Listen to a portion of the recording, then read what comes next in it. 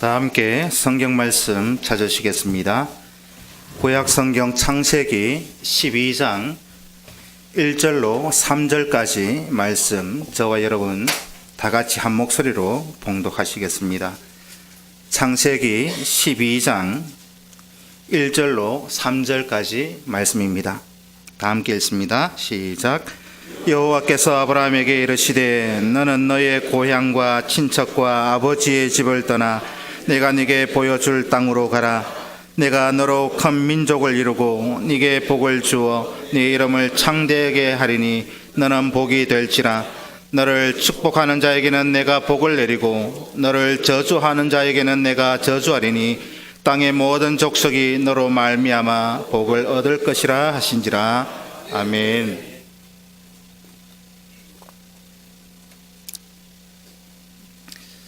창세기는 우리 인생의 역사의 시작을 알리는 하나님의 말씀입니다.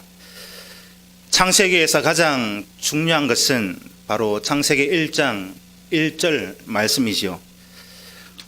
우주의 시작을 창세기 1장 1절에서 선포해 주고 있습니다. 오늘 함께 읽은 창세기 12장 1절부터 3절까지는 두 번째 중요한 시작을 우리에게 알려주고 있습니다. 언약의 백성의 시작을 선포해 주고 있는데, 창세기 나머지 부분은 이 오늘 본문의 말씀이 어떻게 이루어져 가고 있는가, 그 과정을 설명하고 있습니다. 오늘 창세기 12장 1절부터 3절까지의 말씀 속에서 하나님께서 약속을 선포하시고 이 하나님의 약속이 어떻게 실현되어지고 있느냐, 구체적인 삶의 현장에서 어떻게 실현되는지 그것을 보여주고 있는 것이 창세기 뒷부분에 나타나 있는 내용입니다.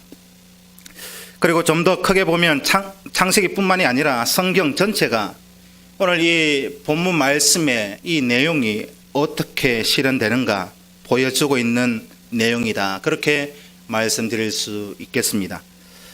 그러니까 신약 성경에서도 계속해서 아브라함의 후손, 아브라함 계속해서 기록해 주고 있습니다. 구약 성경뿐만이 아니라 신약에서도 계속해서 등장하는 이유가 무엇입니까? 창세기 오늘 12장에서 선포하고 있는 이 하나님의 약속이 아브라함의 자손들을 통하여서 예수 그리스도 안에서 어떻게 성취되어 가고 있는가, 이것을 보여주고 있는 말씀입니다. 창세기 12장 1절부터 3절까지는 아주 짧은 내용이지만 두 부분으로 나누어져 있습니다. 1절 말씀 가운데에는 하나님의 부르심이 기록되어져 있고 2절 3절에서는 이 하나님의 약속이 어떻게 이루어져 가고 있는가, 이것을 말씀해 주고 있습니다. 그래서 오늘 설교의 제목을 하나님의 부르심과 약속이라는 그런 제목을 정했습니다. 하나님께서 부르시고 또 약속을 주시고 있는 그 내용, 그것이 오늘 저와 여러분들이 함께 읽은 본문의 말씀입니다. 먼저 첫째로 1절의 말씀 속에 보면 하나님의 부르심으로 성경은 시작해 주고 있습니다. 오늘 1절 말씀 저와 여러분 다 함께 다시 한번 읽어보도록 하겠습니다. 여호와께서 시작. 여호와께서 아브라함에게 이르시되 너는 너의 고향과 친척과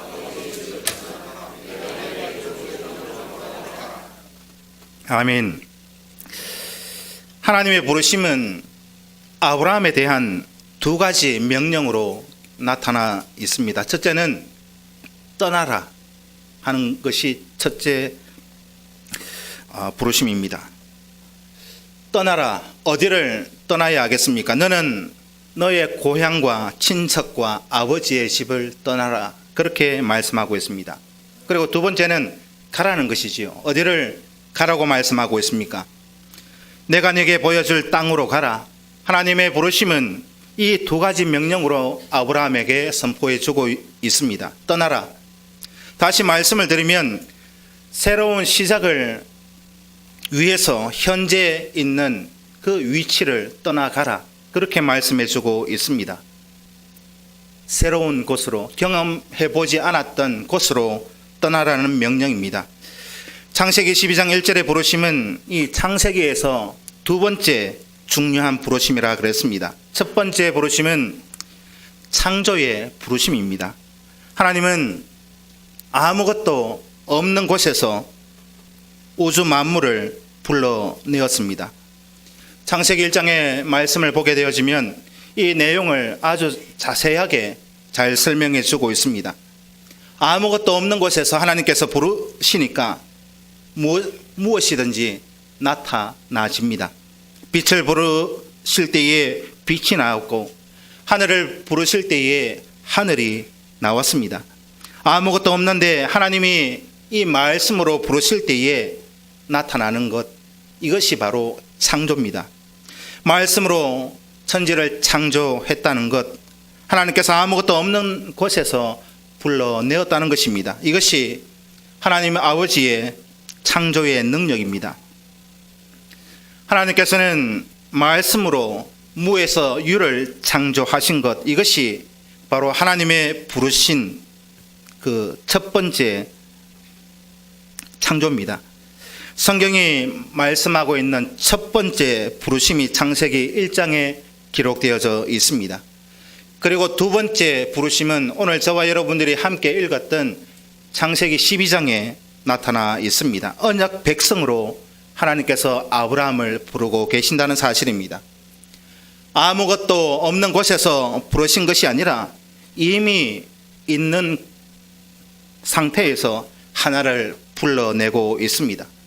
어떻게 보면 이 첫 번째 하나님의 부르심하고 이 두 번째 부르심은 어찌 보면 외형적으로는 좀 다를 수 있습니다. 첫 번째는 아무것도 없는 곳에서 불러내셨고, 두 번째는 많이 있는 것 가운데에서 하나를 불러내셨습니다.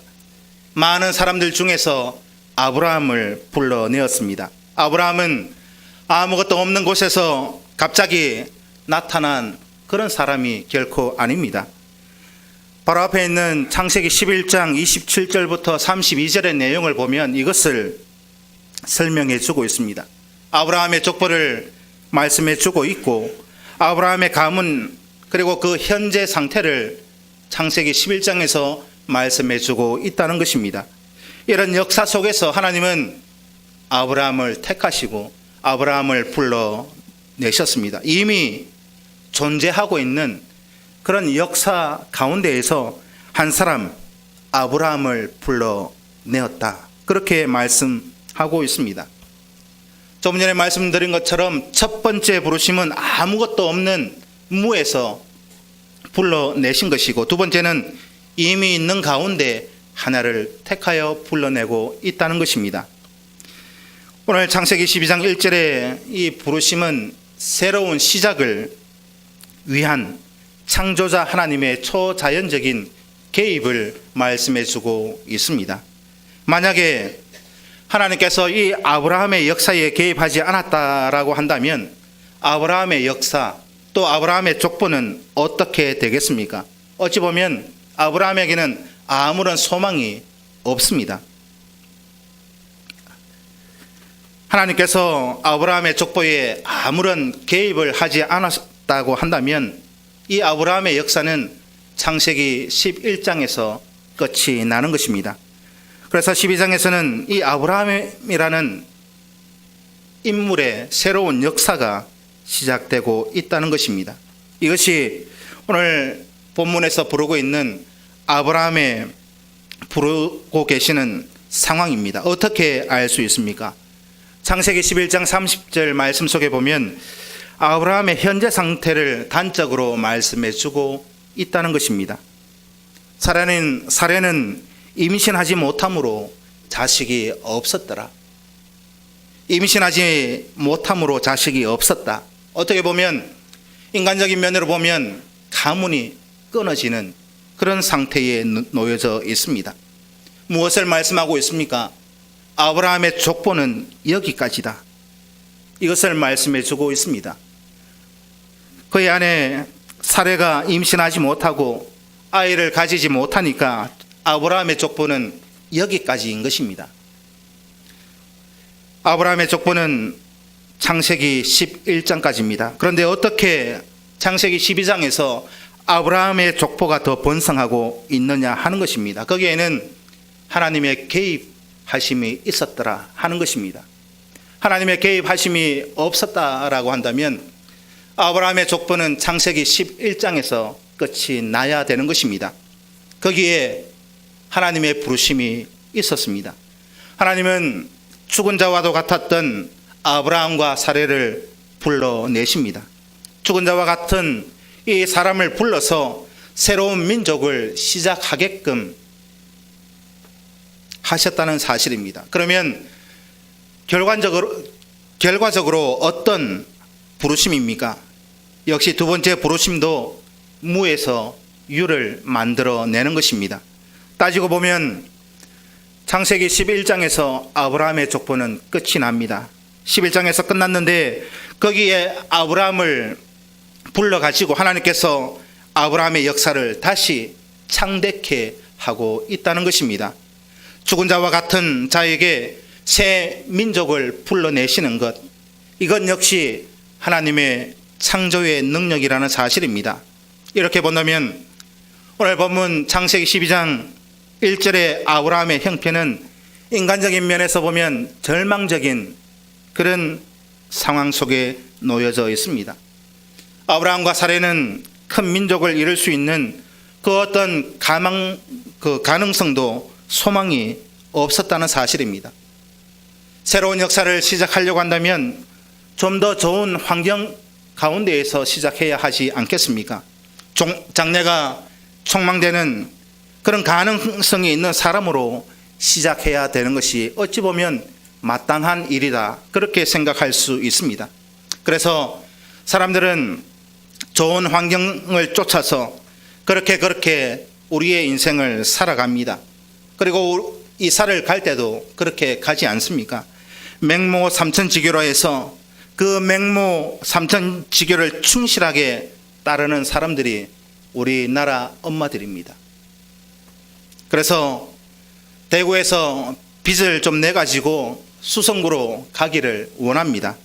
좀 더 돈이 있는 사람들은 강남으로 가기를 원하지요. 또 좀 더 돈이 있는 사람은 또 물 건너 가는지도 모르겠습니다. 어쨌든 좋은 환경 속에서 뭔가를 이렇게 만드는 것, 이것이 우리 사람들의 생각입니다. 그리고 좋은 역사를 시작을 하려고 하면 좀 더 장래가 촉망되는 그런 사람을 선택해서, 그래서 너를 통하여서 내가 무엇인가를 이루어 보겠다 하는 것이 우리들의 생각입니다. 우리가 회사에서 어떤 직원을 뽑으려고 그러면 누가 더 똑똑한 사람인가? 그것이 경쟁 아니겠습니까? 그것이 바로 세상의 관점입니다. 그렇게 본다면 오늘 본문 1절은 이렇게 보나 저렇게 보나 아브라함의 입장을 보면 가능성이 전혀 없습니다. 절망적인 그런 상황 속에 있습니다. 그러나 그것은 인간의 계획이고 인간의 가능성입니다. 하나님은 그렇지 않음을 오늘 성경은 우리에게 보여주고 있습니다. 절망적이었던 아브라함에게 하나님의 능력이 나타나지고 있습니다. 하나님의 말씀이 선포되고 있습니다. 절망적인 이 아브라함에게 하나님의 창조의 능력인 하나님의 말씀이 선포되고 있다는 것이지요. 그 하나님의 말씀이 선포되었을 때에 그 결과가 어떻게 나타나겠습니까? 창세기 뒤에 계속해서 설명하고 있습니다. 성경 전체가 이것을 말씀해 주고 있습니다. 아무것도 없는 곳에서 하나님께서 창조의 말씀이 선포될 때에 우주 만물이 생겨났습니다. 절망 속에 있었던 이 아브라함에게 창조의 말씀이 선포될 때에 어떤 결과가 나타났습니까? 성경이 이것을 말씀해 주고 있습니다. 결과는 하나님의 말씀이 드러내고 있다는 것입니다. 이것은 창세기뿐만이 아니라 성경 전체에서 가장 중요한 원리로 설명해 주고 있습니다. 결과는 하나님의 말씀이 만들어 가는 것입니다. 하나님의 말씀이 만들어냅니다. 창조도 그렇습니다. 아브라함의 역사도 이와 마찬가지입니다. 우리의 구원도 하나님의 말씀이 만들어내는 것입니다. 환경을 초월해서 하나님의 말씀이 결과를 창출하고 있다는 것입니다. 이 사실을 확실히 믿으시는 저와 여러분들 되시기를 주님의 이름으로 축복합니다. 성공적인 삶의 첫 번째 기초석이 뭐냐라고 묻는다면 결과는 하나님의 말씀이 창출한다는 것입니다. 결과는 저와 여러분들이 만들어내는 것이 아니라, 내가 계획하는 것이 아니라 하나님이 창출하시고 하나님이 그렇게 만들어 가시고 인도하신다는 사실입니다. 창조의 부르심이나 언약 백성의 부르심, 이 모든 원칙이 동일하게 적용되고 있습니다. 하나님의 말씀이 아무것도 없는 우주 가운데에 만물을 불러내셨습니다. 불가능한 환경 속에서 하나님의 말씀이 결과를 창출하고 있습니다.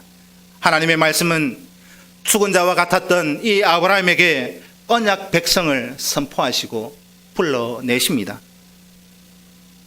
오늘날 이 원칙은 저와 여러분 우리 모두에게도 동일하게 적용되어져야 하지 않겠습니까?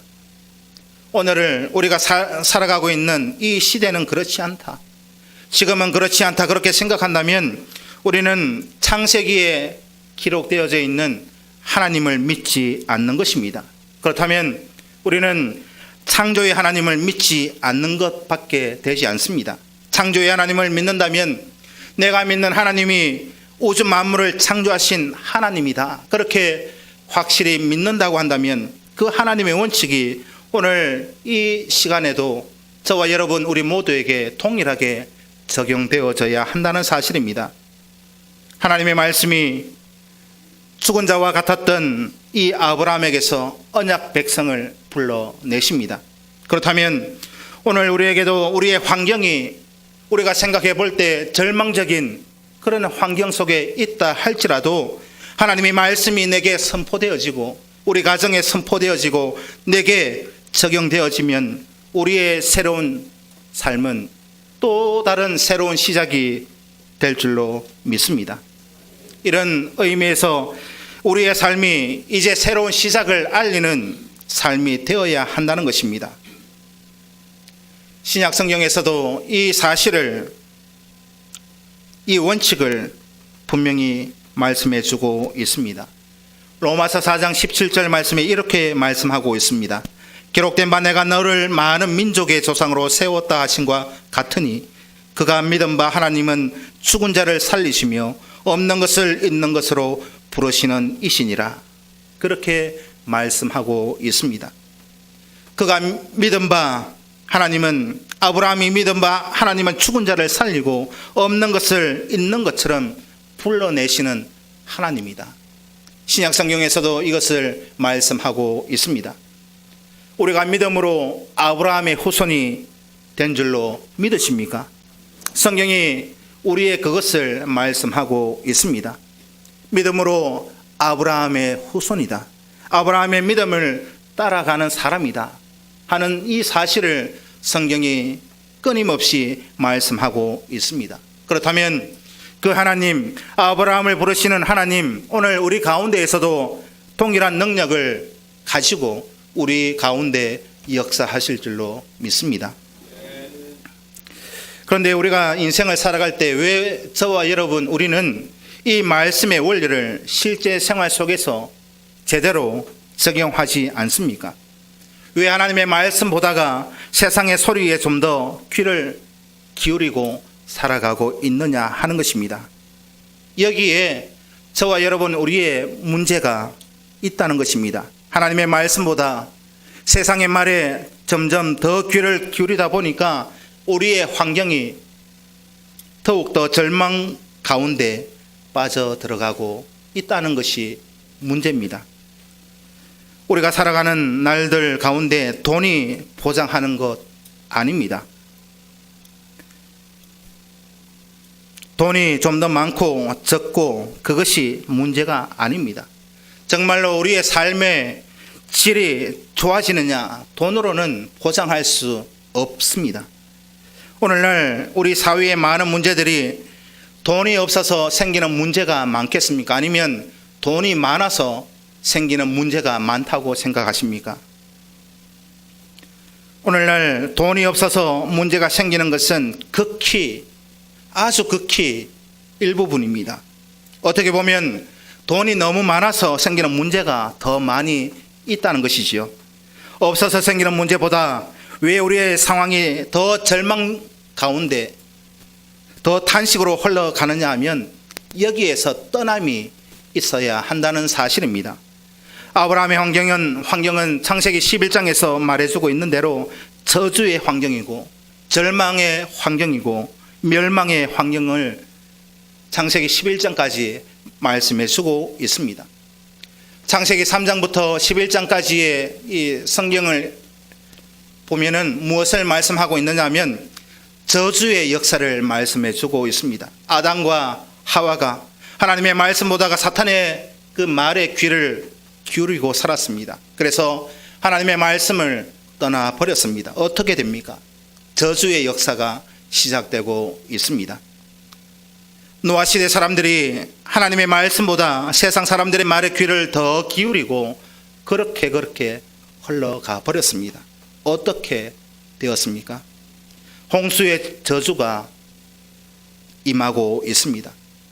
바벨탑을 쌓았던 그 시대의 사람들은 하나님의 말씀보다 자기들의 말에 귀를 기울이고 그리 떠나가 버렸습니다. 어떻게 되었습니까? 창세기 11장에 이 바벨의 저주가 나타나 주고 있습니다. 무엇을 말씀하고 있습니까? 하나님의 말씀을 떠나서 세상의 말에 귀를 기울인 그 결과는 저주의 역사고 멸망의 역사라는 사실을 창세기 11장에서 기록해 주고 있습니다.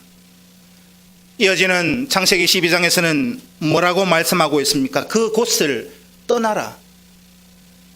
그 저주의 환경에서 떠나라고 말씀하고 있습니다. 새로운 시작을 위해서 그곳을 떠나라.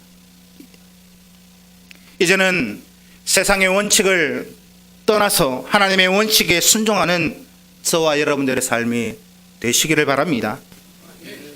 두 번째로 2절과 3절은 아브라함을 부르신 이 하나님의 목적이 무엇인가를 말씀해 주고 있습니다. 하나님의 약속은 두 가지 큰 특징이 나타나 있는데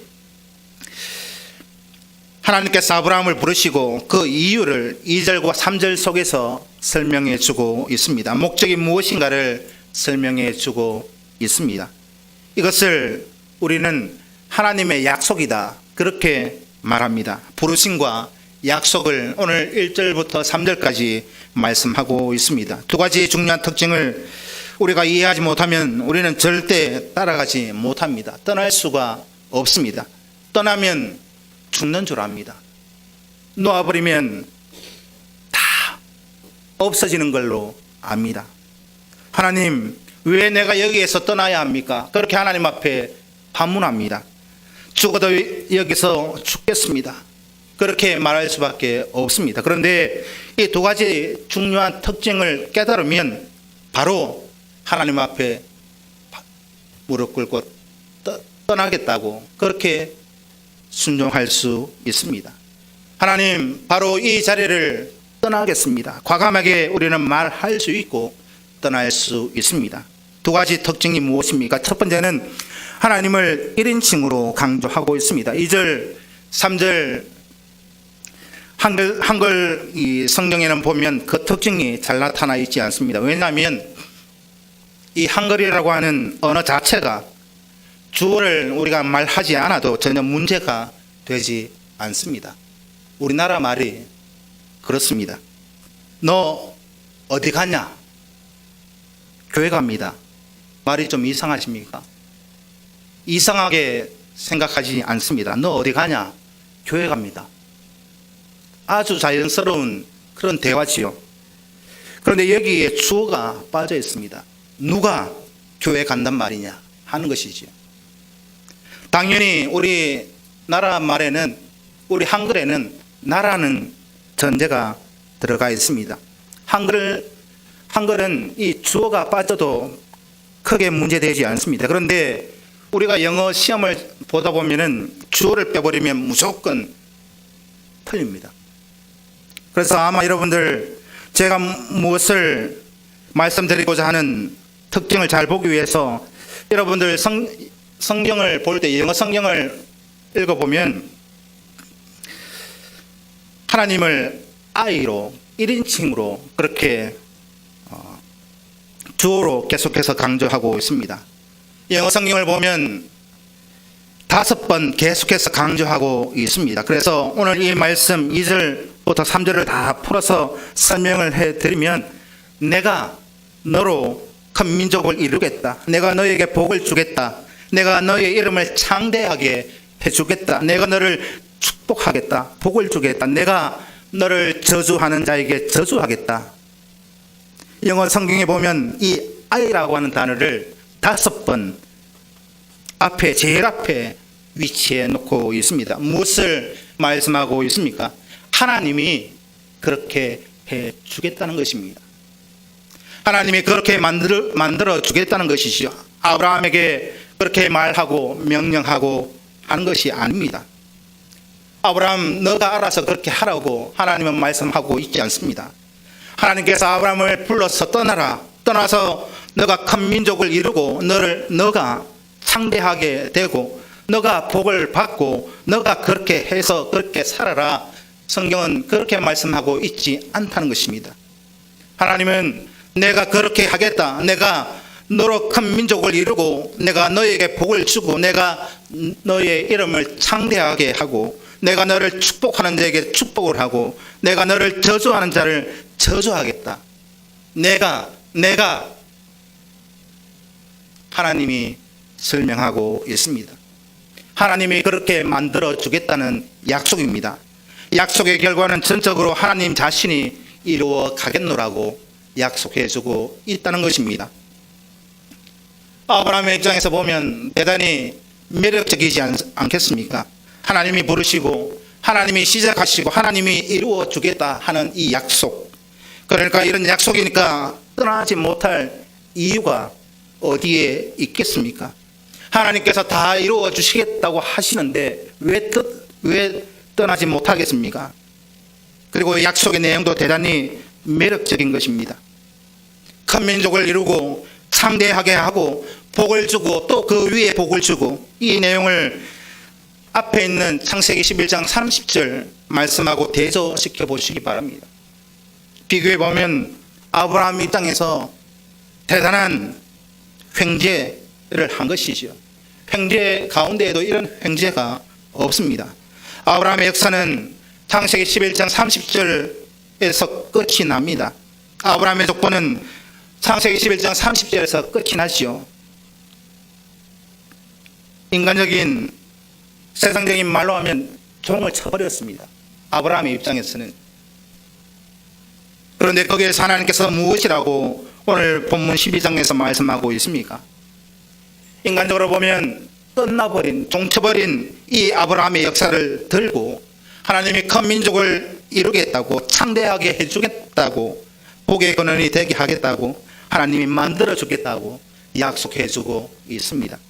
내용뿐만이 아니라 방법도 매력적입니다. 이런 내용을 말하지 않아도 너가 열심히 수고하고 돈도 좀 내고 하면 내가 그렇게 만들어 주겠다. 내용은 좋은데 방법이 좀 그렇습니다. 하나님 어떻게 좀 감면해 줄 수 없겠습니까? 그런 내용 있습니까? 성경은 그런 내용이 없습니다. 하나님께서 다 책임지고 그렇게 만들어 주시겠다는 말씀입니다. 그러니까 아브라함의 입장에서는 거절할 이유도 필요도 없습니다. 오늘 이것이 하나님의 약속의 첫 번째 특징입니다. 내가 책임지고 만들어 주겠다. 두 번째 약속의 특징은 약속의 결과입니다. 땅의 모든 민족이 너로 말미암아 복을 얻을 것이라. 하나님의 약속은 아브라함만을 위한 것이 아닙니다. 이 땅의 모든 민족을 위한 것이라고 그렇게 말씀해 주고 있습니다. 아브라함의 이 약속은 우주적 회복을 바라보고 있습니다. 아브라함에게 복을 주어서 축복의 통로로 사용하시겠다는 것입니다. 이것이 두 번째 부르심의 이유입니다. 왜 언약 백성을 부르실 때에 무에서 유를 불러내는 것이 아니라 많이 있는 그 가운데에서 왜 하나를 불러내셨습니까? 그 이유는 많이 있는 그 가운데 하나를 불러서 그에게 복을 주어서 그로 하여금 다시 만민을 회복시키기 위해서 하나님께서 이 아브라함을 부르고 있다는 사실입니다. 이것이 바로 언약 백성들을 만들어 가시기 위한 많은 가운데 하나를 불러낸 이유입니다. 많은 것 가운데 하나를 불러서 그에게 복을 주고 다시 전체를 회복시키는, 아마 이 원리를 앞으로 의학이 발달을 하면은 이 원리가 아마 가능하지 않을까, 그런 생각을 해보았습니다. 우리가 어떤 유전적인 그런 질병을 가지고 있다고 한다면 건강한 세포, 줄기세포 하나를 뽑아 가지고 그걸 좀 많이 배양해 가지고 그 세포를 다시 몸에 주입시키는, 나중에 유전적인 그런 병들이 다 고쳐질 날이 곧 오지 않을까 생각을 합니다. 10년이 될지 20년이 될지는 아직 잘 모르겠지만 반드시 의학이 발달이 되면 이러한 일도 가능하게 될 것입니다. 요즘 유전자 복제 이런 이야기들이 많이 나오지 않습니까? 그런데 이제 혈액암 이런 것들도 다 치료가 될 것입니다. 어떻게 본다면 하나님께서 우리에게 약속하신 그 축복의 원칙이 바로 이것이라는 사실입니다. 아브라함 하나를 불러내 가지고 병들어 있는 이 인간 역사를, 병든 세포들 가운데 세포 하나를 떼 가지고 세포를 배양해 버리면 건강한 세포로 만들어서 다시 전체 주입을 시켜버립니다. 주입을 시키면 그 건강한 세포가 나머지 죽은 세포들을 치료하게 만드는, 그것이 바로 하나님께서 아브라함을 불러내신 이유입니다. 그래서 아브라함을 사용해서 우주적인 회복을 이루어 가시겠다고 하는 그 하나님의 생각, 하나님께서 언약 백성을 부르신 이유가 바로 여기에 있다는 것입니다. 오늘날 교회가 존재하는 이유가 바로 여기에 있습니다. 하나님께서 자기의 백성들을 불러가지고 그들에게 복을 주어서 이 세상을 살리겠다는 하나님의 의도가 우리 교회 가운데 있다는 사실입니다. 성도가 존재하는 이유가 바로 여기에 있습니다. 우리 모두가 하나님의 약속을 이루어가는 축복의 통로가 되기를 축복합니다. 오늘 본문 1절 그리고 2절 3절을 하나로 딱 연결시켜 볼 필요가 있습니다. 하나님의 부르심과 하나님의 약속을 별도로 떼놓고 보면 이 성경의 생명력이 사라집니다. 이 둘을 딱 붙여서 우리가 생각해 보면, 말씀을 읽으면 생명력이 나타나고 살아납니다. 우리가 몸을 둘로 가르면 어떻게 되겠습니까? 몸이 분리되어 있는 사람, 그 사람을 사람이라고 이야기하지 않습니다. 생명이 떠나 있는 상태, 몸을 반으로 잘라버렸는데 거기에 생명이 있을 이유가 없지 않겠습니까? 이 둘을 딱 붙일 때 생명이 나타납니다. 오늘 보면 1절, 2절, 3절 딱 붙여놓으면 거기에 따로 떼어놓았을 때는 없었던 생명력이 거기에 살아나는데 그 생명력이 무엇입니까? 오늘 1절, 2절, 3절 붙여보면 하나님의 부르심은 명령으로 표현되어져 있습니다. 1절 말씀이 여기에 해당되어집니다. 고향을 떠나라. 내가 보여줄 땅으로 가라. 하나님의 명령은 하나님의 약속을 수반하고 있습니다. 1절 말씀, 하나님의 명령은 명령으로 끝난 것이 아니라 2절, 3절 약속으로 이어지고 있습니다. 약속을 데리고 오고 있습니다. 하나님의 명령은 단순히 명령으로 끝이 나는 것이 아니라 아브라함에게 대단히 매력적인 약속을 제시해주고 있습니다. 그래서 결과적으로 보면 하나님의 명령은 명령이 아니라 하나님의 약속이라는 사실입니다.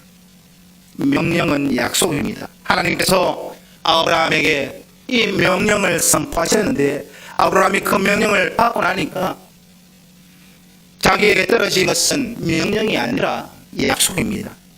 하나님의 약속이 자기에게 와 있습니다. 따라서 명령은 좀 더 좋은 것을 주겠다는 하나님의 약속인 줄로 믿으실 수 있기를 바랍니다. 이것이 하나님의 명령의 특징입니다. 이 둘을 붙이면 이렇게 되어집니다. 하나님의 명령은 명령으로 끝이 나는 것이 아니라 더 좋은 것을 주시겠다는 하나님의 약속으로 선포되고 있다는 사실입니다. 이제부터 성경 속에 나타난 하나님의 모든 명령을 하나님의 약속으로 받으시는 저와 여러분들 되시기를 축복합니다. 삶이 변화되기 위해서 성경을 바라보는 저와 여러분들의 관점이 변화되어져야 하지 않겠습니까? 하나님의 명령은 반드시 매력적인 그런 약속을 수반해주고 있습니다. 하나님의 명령을 약속으로 받아들인다면 어떤 변화가 일어나겠습니까? 우리도 하나님의 명령 그러면 뭔가 우리가 좀 과민 반응을 일으키는 경우가 참 많이 있습니다. 성경에 보면 하나님의 명령이 수도 없이 많이 기록되어져 있습니다. 많이 있습니다. 명령에 순종하라는 말이 수도 없이 많이 기록되어져 있는데 우리가 그 말씀을 수없이 교회에서 설교로도 그렇습니다. 명령 그러면 또 순종하라 그러겠구나. 듣기 전에 판단해 버립니다. 아이고 또 명령하네. 하나님 또 이렇게 하라고 하시네. 아이고 그거 어떻게 보면 그것보다 더 짜증스러운 일이 없습니다. 명령을 명령으로 보면 짜증납니다. 명령에 순종하는 것은 괜히 힘들고 귀찮은 것으로 생각합니다. 그러나 약속을 생각하고 이 명령을 명령으로 받는 것이 아니라 하나님의 명령을 약속으로 받아들이면 어떻게 되겠습니까? 그것은 힘들고 귀찮고 짜증나는 일이 아니라 하나님께서 약속하신 그 선물을 주기 위한 그 기쁨을 우리에게 주실 것을 확신하고 달려가는 길인 줄로 믿습니다. 명령을 하나님의 약속으로 받으면 저와 여러분의 삶은 달라질 수밖에 없습니다. 명령을 명령으로 받으면 짜증스럽고 화가 나죠. 이것 좀 할수 방법이 없냐고 피할 길만 찾습니다. 그러나 하나님의 명령을 약속으로 받으면 하나님 또 무엇을 내게 주시겠냐고 그렇게 묻지 않겠습니까? 하나님 말씀하신 대로 내가 달려가겠습니다. 기쁨으로 달려가게 되어서 있다는 것입니다. 그러면 오늘 본문 말씀이 강조하고 있는 것이 무엇입니까? 본문이 강조하고 있는 것을 우리에게 어떻게 적용해야 하겠습니까? 하나님의 말씀이 결과를 창출합니다. 따라서 하나님의 명령을 약속으로 받아들여라 하는 사실을 오늘 본문이 우리에게 말씀해 주고 있습니다. 남자 성도님들 군대 갔다 오면서 명령을 많이 받아왔잖아요. 명령을 받으면 성수해라, 작업해라. 그냥 상사가 명령하고 가버리면 그것을 이루는 사람은 누구입니까? 그 청소는 내가 해야 됩니다. 내가 해야 되고 작업해야 되고 그 명령에 맞춰서 노력해야 합니다. 그것이 명령입니다. 하나님의 명령으로 끝나면 내가 이 모든 것을 이루어가야 하는 것이죠. 이것을 오늘 본문의 관점 속에서 보면 아브라함 스스로 큰 민족을 이루어야 되고 스스로 자기가 창대케 되어야 되고 아브라함 스스로 복의 권한이 되어야 하는 것입니다. 명령이 명령으로 끝나면 하나님이 아브라함에게 그렇게 명령했다고 한다면 하나님은 아브라함에게 저주를 내릴 것입니다. 저주를 내릴 것입니다. 왜 저주입니까? 아이를 낳지 못하고 첩부가 끝이 났는데 후손이 끝난 이 아브라함에게 큰 민족을 이루라고 그렇게 명령하십니까? 이거보다 큰 저주가 어디 있습니까? 되지도 않고 해도 되지 않는 것 왜 하나님의 명령을 하고 있습니까? 아브라함 보고 어떻게 하라는 것입니까? 아브라함 입장에서 보면 하나님께서 왜 내게 이런 명령을 하고 계실까? 어떻게 하라는 것입니까? 명령이 명령으로 끝이 나면 이것은 저주입니다. 못하는 것을 하라고 말하는 것은 저주시오. 그렇게 되면 하나님의 명령은 저주입니다. 만약에 하나님의 명령이 약속으로 나타나고 있다면 어떻게 되겠습니까?